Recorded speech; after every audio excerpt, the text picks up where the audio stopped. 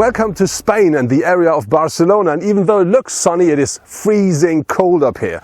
But nevertheless, today we're going to drive the brand new top model of the Kia Ceed series, which is the new Kia ProCeed, and in our case it's the top version, the GT. This is a 5-door shooting brake in the compact segment, and how it drives, what else it delivers and where it's weak, let's find out now.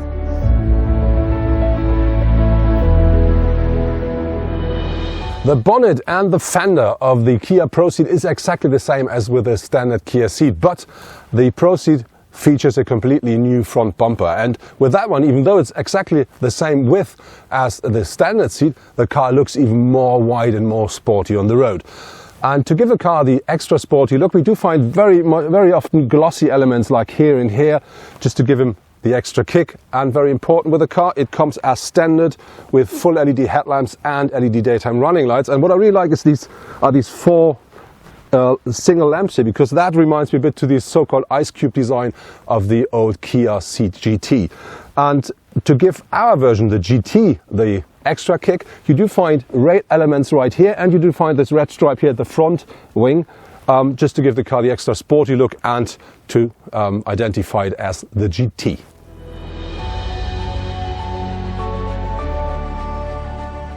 The ProCeed comes in the trim level GT line as standard with 17-inch alloys. Our top version, the GT, comes with 18-inch, which you can of course order as well for the GT line if you want. The car overall is 4.61 meters long, and that means it's about 30 centimeters longer as a standard Ceed. And very important, it's only 1.42 meters low or high. And that makes this car one of the lowest, maybe the lowest in its segment. And very important, that together makes it look so long, so stretched and so sporty. And to underline that, we do find this red line here at the side, as we already saw at the front.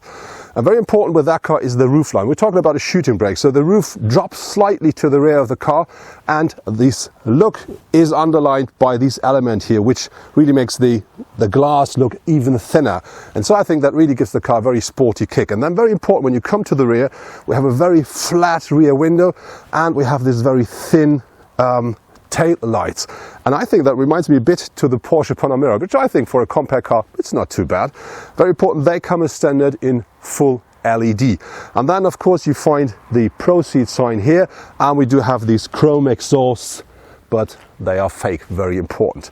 But I think overall, when you look at the rear of the car, it really looks very sporty for a, let's say, sporty estate. And one thing, I think you never find this at any other car in that segment, is we have this here, which is illuminated. Normally it's just a reflector, but with the Kia ProCeed, that's real light. And I think that's really something very nice and interesting as well.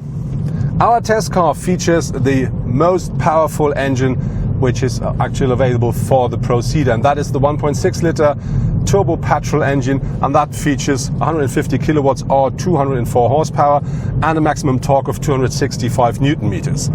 And in our car, it is combined with a 7-speed automatic gearbox. And if you want to drive that car, let's say, a bit more sporty, you have to put into account that even when you drive in sports mode and you just push the pedal to the metal, it takes a moment until the revs are there, and until then the car starts accelerating. If you really want to give the car the kick, you should use the pedals here at the steering wheel, because then you can choose the gear before you enter the curve or the bend. And if you then accelerate, the car instantly pushes forward, and that really then gives you the fun you're looking for. There are 3 different engines available for the new ProCeed, which is one diesel. It's a 1.6 liter engine that delivers 136 horsepower, and then we have 2 petrol versions. The smaller one is a 1.4 liter that delivers 140 horsepower, and the top version we're driving, which is the 1.6 liter, and that then offers 204 horsepower. Very important, for all the cars you can choose between a 6-speed manual gearbox or a 7-speed DSG, and all these cars of course are front wheel powered. The noise level inside of the ProCeed, I think, is absolutely fine for a compact car, and very nice is that you always hear a little bit of a sporty sound from the engine, even if you drive in standard mode. But if you then put the car into sports mode and drives it into the revs where it's really fun to drive, then you get the rev sound, so the engine sound you want, on top as well. Thanks to the special shape of the ProCeed, the Mercedes CLA shooting brake is basically the only real competitor of the Kia. But with a starting price of over 31,000 euros, the Mercedes is about 8,000 euros more expensive than the base of the ProCeed. In addition, at Mercedes you have to pay for a lot of special equipment, which comes with a Kia's base. Even though the ProCeed really features a very modern and stylish design, it also offers the boot size of a real estate, because with the rear seats up, the luggage compartment features 594 liters of maximum capacity. If you fold down the rear seats, that increases up to 1,545 liters, so really a big number. And very important, we do have these hinges here, and we do have the system to really keep your luggage in position safely and secure. And what I really like is underfloor, you have an extra compartment here and another quite deep compartment here. And this is something I really like, because you can put stuff in there which will not roll around while driving. So that's a very nice feature as well. The boot of the Kia wins the comparison. With 495 liters of load capacity, the CLA shooting brake offers about 100 liters less when the rear seats are up. The maximum capacity of up to 1,354 liters of the CLA is about 200 liters less than at the ProCeed. The space the ProCeed offers for the driver and co-driver is absolutely fine. Even me, as a tall person with nearly 2 meters, I do really sit comfortably in the car. And very important, I can pull the steering wheel quite close to me, so I have the car under perfect control. Important is, we do not have the optional sunroof mounted. So I do have some space left here, but if you're a tall person, you want to order the sunroof, you better try that before you tick the box for this extra, because there's not so much space left. But I think more important is behind me, there's not so much space, but I'm not a standard person. But I had a closer look inside of a car of a colleague of mine, which is about 1.85 m, and I think behind him an adult can easily and comfortably take place.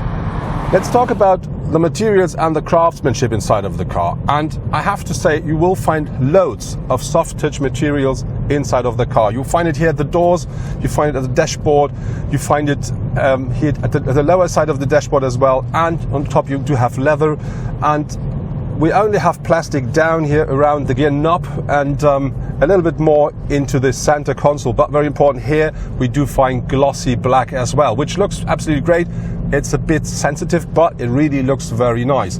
And on top of this, with our car, we do have this very nice red stitching here, for instance, at the steering wheel, at the gear shift knob, and on this leather seats, which are a standard in our GT. And I really have to say that lifts the level of the interior a lot. The standard equipment of the Kia ProCeed is really great. Already the base model offers a heated leather steering wheel, a high beam assistant, a cruise control, a rear view camera and more. The standard assistance systems coming with the base model are very comprehensive. It includes, for example, a fatigue detection, an active lane assist, a cross traffic alert and a front collision assist with pedestrian detection. Our GT variant also offers an electric tailgate, a heated windscreen, partial leather sports seat, wireless charging for mobile devices and many more. Kia says the 1.6 liter engine should take 7.1 liter per 100 kilometer driven in average. But that's the NEF-Z number, not the WLTP. And we didn't reach that number during our test drive, but I have to say we drove quite sporty. So our car took a bit more than 11 liters per 100 kilometer driven, but inside of the computer of the car there was a long run number as well, and that was 10.1. So I think if you drive the car a bit more easy, you could easily reach a number beneath 10. And I think for a car of that size, for a car of that amount of power, that's a reasonable number. The seats inside of the ProCeed really do deliver loads of comfort, and they're still quite comfortable. And this support is very important if you want to drive the car more sporty. And then not only the seats work really great, also the rest of the car really does a good job, because the combination of steering, suspension, gearbox and engine really works very well. And when you then push the button for the extra sports mode, the car completely gets a bit more crisp, and then you can really have great fun with it. So it's always very nice to drive. You always have the feeling of having the car under perfect control, and it's really, really nice. And very important is on the other way, of course, if you have one of these super sports compact cars like a car with 300 horsepower, yes, that's more sporty than this one here. But on the other hand, if you only want to have a very sporty estate, that car delivers more than you need. That was my test drive with the new Kia ProCeed GT. And if I have to say what's the downside of the car, the only wish I can make is I would love to see a bigger engine in that car to give me more power, because then it will deliver even more driving pleasure. But on the other hand, Kia really managed it to put all the practicability and all the space of an estate into a very, very nice shell. On the other hand, there is on top the price of the car, because the base model, the GT line with a small engine, starts in Germany at a little bit less than 28,000 euros. Our car, the GT version with the big 204 horsepower engine and the automatic gearbox, starts at a little bit more than 33,000 euros. And I think these are very, very good arguments for two very nice cars.